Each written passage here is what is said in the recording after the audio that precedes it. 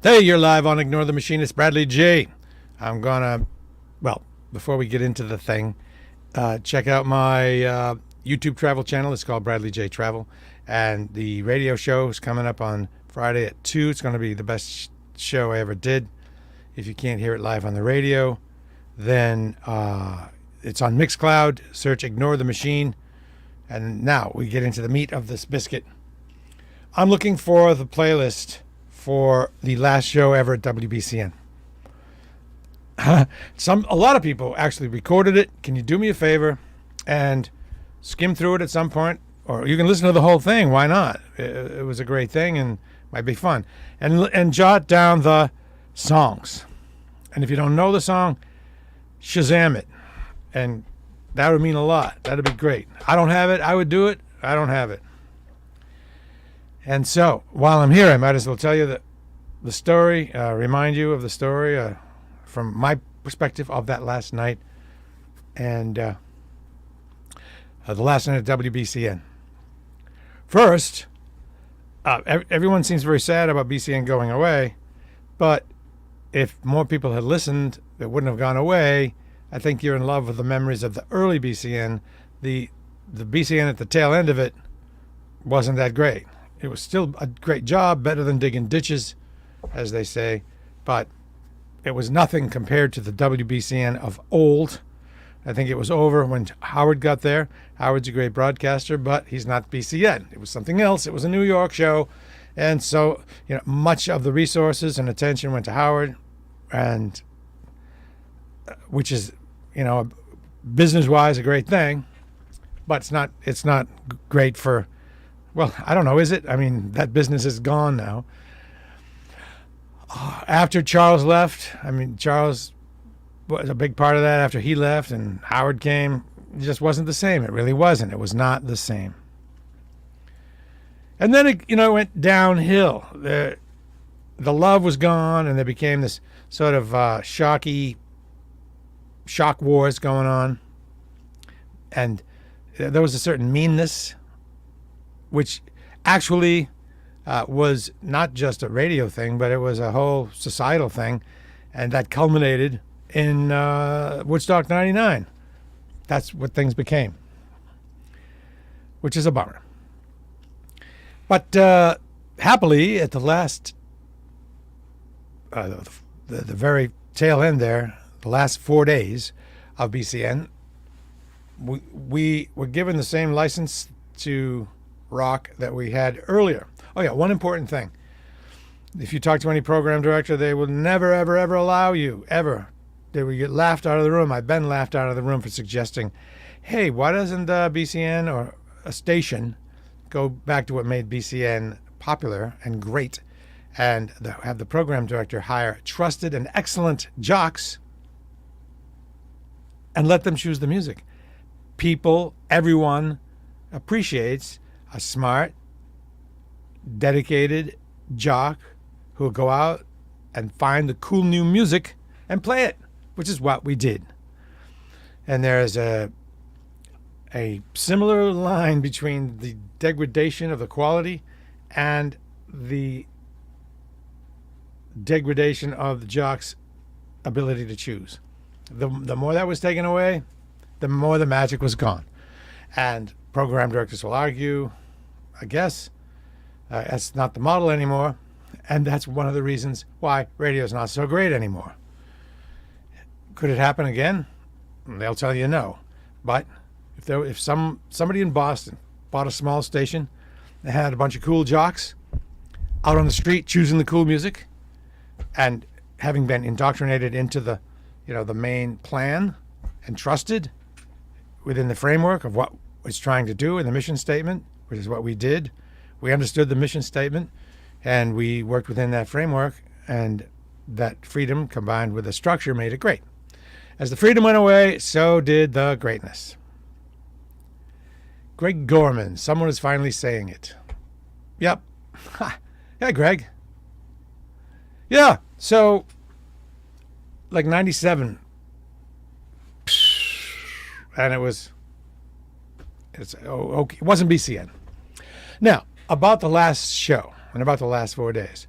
The program director at the time, Mike Thomas, hats off, tip of the cap, hats off to Mike Thomas. 4, look at that, looks like one of those wig things. It's a yellow bandana. Hats off to Mike Thomas for having the wisdom and the trust in the jocks to do a good job, giving complete and utter freedom for the last 4 days. I don't remember who was on the air at the time. I remember some. I don't remember all. I remember Hamilton, Hardy, Juanita, Andy Hicks, maybe. Anyway, the last 4 days were excellent. It was kind of like the old BCN again. And then we get to the final day. First, the lead up to my personal, my experience with the last show. I was coming home from Boston College, where I was doing a radio show. I was walking down Hammond Street from Boston College to the T, the whatever that T stop is. I get a call on my phone. Ring, ring, ring. Hello. Yeah, this is the program director. I just want to let you know, the last day of BCN will be August 12, wasn't it? Something like that. August 13, August 12. And was I sad? Nope. Not even a little. I mean, yeah, it was a good gig, but I've been fortunate not to feel sorry for myself when good gigs go away. It's just nothing I can do. And as I say, it was still a well-paying, fun job, but it was a job. It had become a job. So when I get the call, how did I feel? I felt, well, the first thought is, wow, I made it to the end. I made it to the end of BCN. I didn't leave. I didn't get fired. I made it to the end of BCN. Okay, cool. And it is what it is. I had already been, for a long time, been trying to get on talk radio, so I had a plan. I was nowhere near getting to talk radio yet. I mean, it's a skill that takes a long time. And at BZ, they didn't want to have anything to do with me at first because, in my opinion, they didn't want to have anything to do with me because they viewed me as some rock jock who probably can't do talk because it is a skill. And initially, they were kind of right. But, I knew that I could learn. So I would go and do part-time shows. Fill-in shows, talk shows, and get some skills. Finally, I did one in Provincetown. I drove 5 hours there and back for a 2-hour show. And the program director at WBZ was like, this isn't so bad. Maybe we'll give him a shot. And I got a shot, and I didn't screw up. I was okay. I kept working at it and got better. Then I was Dan Ray's producer. And they trusted me more because of that. And I got more fill-in gigs. Finally, like maybe 2013, 2014, I got a full-time gig. Did that for 6 years. But that's an aside. That's part of the reason I wasn't so freaked, because I had a plan. I had a direction. So I don't know when the call came. I remember it was summer, so it wasn't that long until it was before the final River Rave, right? Oh, no. I don't know. Erase that. It may not have been. I don't know. So the countdown was on. And at some point, I simply asked, can I do the last show? And I was told, yes. It has to, and there's a lesson here. It has to be, partly luck, because there are other people that would have gotten the last show if they were available, I'm sure. For some reason, Charles wasn't available. And they said yes. I don't know why. They probably wanted a plan, and this was a fine plan. They just said, okay, this guy wants to do it. I've been there a long time. I was trusted, etc. They said yes, and that was something. And then immediately, the burden of that was felt. It was a huge burden, a giant responsibility, super easy to screw up, super easy to embarrass myself, super easy to make bad choices, both in the style and the content. But I had been around for a long time, and I've seen people do their last shows. I've heard people do their last shows, and I know it doesn't work. I know it's what's unpleasant, what's off-putting. And one thing that's off-putting is weepiness. Oh, it's so sad. Yeah, okay. The other thing that's worse is, we were so great. We were so great. You know, I didn't want to do that show either. I was determined it be a celebration of the 40 years, 41 or 2 years. I don't know how many years. 41? The 40 plus years is going to be a celebration. It was not going to be maudlin. It was not going to be weepy. It was not going to be like so many other last shows you hear. So they were wise to pick me because of that choice. I feel someone else wouldn't have made that choice, and it would have been wrong. But it was the experience. I'd heard it, and I knew what I was going to do. So I had 4 hours to do it. 4 or 6? Was it 6 or 4? That's a good question. I don't know. Good question. And in the past, I have had experience being selfish and doing shows and playing only music I like for me. This is my thing. I'm going to play my music. I knew not to make that mistake. I played some very alternative music like The Wipers, When It's Over. I played Journey. I played probably The Clash. It was all over the place. That's why I want this playlist, because it was cool. And I'd actually like to recreate this playlist on Spotify and post it. So I need you. Uncle Brad needs you. Uncle Brad wants you to figure out what the playlist is. And these are people who have recorded the show. Who recorded the show? Adam Sherlock. BCN became my station around 1990. Soundtrack of life. Yeah. You, Charles Mark, what a lineup. It was good until it wasn't. It was spectacular, special from the beginning, I would say, from the very beginning to about 90, whenever Howard came, 97. So you, Adam, had 7 good years. I did the midday from, I think, 2004 to 2007. I was king of midday. Anyway, the last show, big deal. I was worried about making a mistake, but I was not worried about how the last song would be perceived. I knew it was perfect. And I didn't tell anybody. They did not make me tell. It's weird. There was one person who knew, Mark Hamilton, partly because a portion of the decision got made when he was there. I was riding in Brookline in his car, and I'm thinking, here are the parameters. It needed to have the gravitas for the moment. It couldn't be goofy. It couldn't be cliche. It couldn't be predictable. It had to be indisputably grand and perfect. And I thought, oh man, the perfect band, Pink Floyd. Boom. But I hadn't thought of the song yet. And then when Shine On You Crazy Diamond popped in my head, it was a lock. I had complete and utter confidence that it would be universally received as the correct choice. And I know that sounds pompous, but that's a fact. It just was. And, some people said, play Video Kill the Radio Star. Oh my God, no. That is a novelty song. And here's the other thing. Video didn't kill the radio star at all. Radio killed the radio star. Video didn't kill it. Not at all. MTV was gangbusters for a while, playing videos. But then, you know what happens with videos? You can only watch them so much because it takes your imagination out of it. You see a video, you see it again, it's exactly the same. But a song, on the other hand, each time is different because the context is different. Who you're with is different. You can do it in the car. It's a whole other thing. Video did not kill the radio star.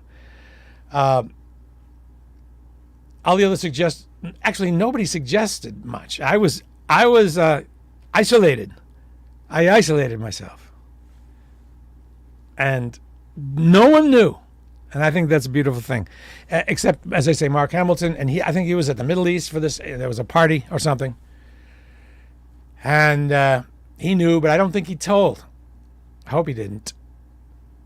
So I was worried about getting choked up because I'm a very emotional type of person. I get choked up at movies, you know. So the enormity of the situation, I figured would cause me problems. I figured I'd get choked up. But nope, I didn't. And it was done by concentrating on celebration. Just moving forward, talking, being happy. One really cool thing that happened was Oedipus says that he heard me do a beer call. And I did mention beer. I didn't call for it. I mentioned that I didn't have any. That's true. And he went and got beer and brought it. I thought, well, isn't that nice? So he hung out. Here's the other thing. I didn't want a bunch of people there. It would have degraded into a crappy show. I'm a person who always had the studio pretty empty. One producer, and if there's a guest, a musician or something, then that guest. That's it. I need to concentrate. Other jocks are different. They like a whole hive of activity. Not me. It's all right. So I didn't want a bunch of people there. Roger was there, and another gentleman. They were videotaping the whole event, and the videotape is for some reason still up on Facebook. You can see it. Google WBCN last show. You can see Oedipus. You can see Juanita. The only other people in the studio were a street team person and Juanita. That is it. And that was all right. There's a lot better than it could have been. If there were more people, it would have sucked. Joe, since you didn't have to submit a playlist to the PD, wasn't a written log supposed to be kept by the producer? Probably. The producer. There was no producer. Was there a log of it somewhere? Yeah, but that was years ago. People don't even know where the microphones are, or the desk. They don't. That's a good point, but I don't think anybody could find it. But if somebody does have the playlist, well, that would be something, wouldn't it? I'm really dumb about that stuff. I don't know. I don't pay attention to what's going to look good to posterity. David Bieber, he would have kept the playlist. But I didn't, because I'm a fool. And now I regret it. And I'm looking for the playlist. So here we are. By the way, these are old glasses and weird. I'm shocked at how small they are. I put them on because I was doing carpentry and wearing goggles, and they only fit over these small glasses. Isn't it weird how small these glasses are? Like that was the style in the 90s, I guess. Anyway, need that playlist. And make sure you check out the WBCN last show on the YouTube. And again, I have a whole 6 video set of really cool videos of the old city of Jerusalem with original music that I made on my YouTube channel, Bradley J. Travel. Can you do me a favor and subscribe to that? Also, follow me on Mixcloud. You can hear my radio shows. The one coming up on Friday actually may be the second best show that I ever did. The first best show would be the last show at BCN. So go for it. Why the H didn't you have a tape? The swan song of a brave nation. It must have been taped. You're right. It must have been. A lot of people taped it. We didn't have tape. What did we have at that time? Well, there was no tape. It would have been digitally recorded somehow. And yeah, it's out there, but a lot of people do have it, Stuart. And maybe one of those people has the original tape, or maybe one of the people who taped it off the radio, they have it. But it's a good opportunity to listen to it, and you can post it because people will love that, and share it with like groups like Remembering BCN, and please share it with me. Stuart says, why the H didn't you have a tape? The song Swan of a Brave Nation. The swan song of a brave nation. Is there more to that? That was the whole swan song of our whole nation? Wow. Are we not a brave nation anymore? Well, maybe you have a point. Boop. And you can still see out of them. Yes, I can. Yeah, that's a good point. I see pretty well, too. Because just after this, I got a little more nearsighted, I think. And then when you get old, it starts to go the other way sometimes. Okay. Oh, I got bad posture. I have bad posture. All righty. That's it. This is Ignore Them. Everything, by the way, is now Ignore the Machine. And if we get a starship and travel at the speed of light, we can outrun the radio signal. You'd have to go faster than the speed of light, as I'm sure. Otherwise we'd never catch up. The movement, baby. I'm 80. Stuart, you look like a good guy. I can't really tell by maybe you can. Do you think you can tell by looking at someone if they're a good person? Actually, I think you kind of can. And Stuart, you look like a good person. Well, that's it for today. I want to keep these short. I'm doing less guest-oriented things because unless I don't want to do it unless I really want to do it. If I'm going to learn something, if this person is interesting, then I will have a guest. I do have an interesting guest coming up this Friday, 2 days from now. Her name is Sama, and she is involved in a community in Israel.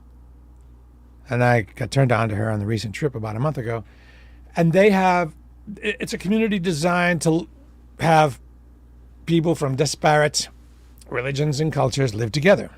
Arabs and Jews living together. And Muslims and Jews living together. And Christians, probably. I think anyone can, And they even have a hotel. So you can go there and kind of experience this. And I'm curious about it.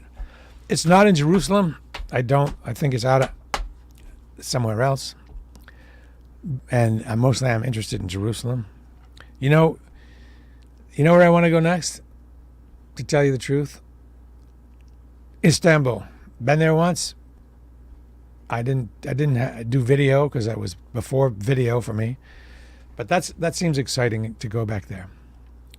Stuart, you hang in there. Stuart, will you do me a favor and subscribe to my YouTube channel? Come on. If you don't have a YouTube channel, then get one. You're crazy if you don't. It's free. Just get the free version. Joe, you do. Adam, how about you? Follow me on Mixcloud so you can hear the shows and subscribe to the YouTube channel. All right, I'm out of gas. My back hurts. I gotta go. Bye.